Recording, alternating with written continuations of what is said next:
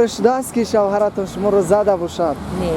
نه فکر میکنم که ما یگانه زنی خوشبختم که نه یگانه نه و انیقترش چی یکی همون زنهای خوشبختم که شوهرم یگان بار نه فقط زده است یگان بار یگان گپی سخت هم نداشته مناقشه هم نکرده اید؟ مناقشه خیلی میشود بعضا حالت های شده است که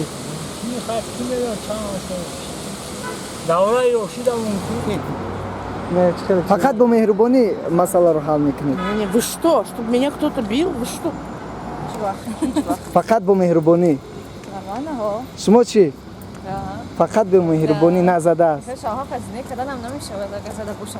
ولی تازنان دست نداشتم. بعد البته عذر پرسیده خورسیم که ای گناهگار که بود دیگه هیچ چیز گفته نتونست. نه شوهرم برای مردگیه.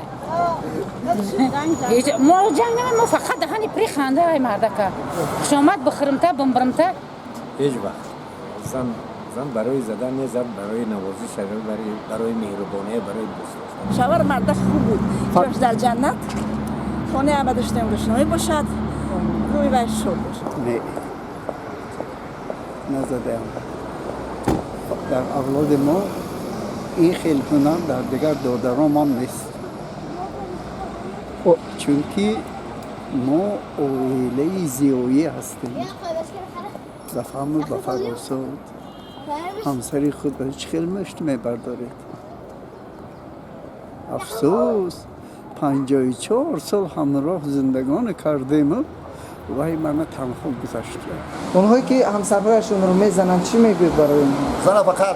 زن باید چیز زدن در کن و دسته گل راستی فکر میکنم که بعضا ای به همون زنها هم میشود که شوهرشون میزنن برای که تیزی میکنن گپی سخت در میزنن. اونهایی که زن رو میزنن چی برای آدم نیستن.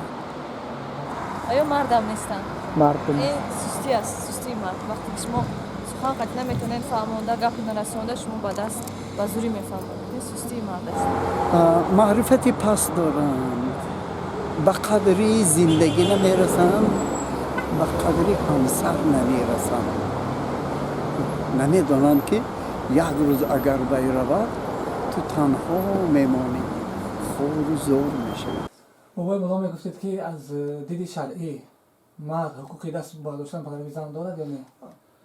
خداوند در قرآن آیت دارد که میفرماید الرجال قوامون علی النساء.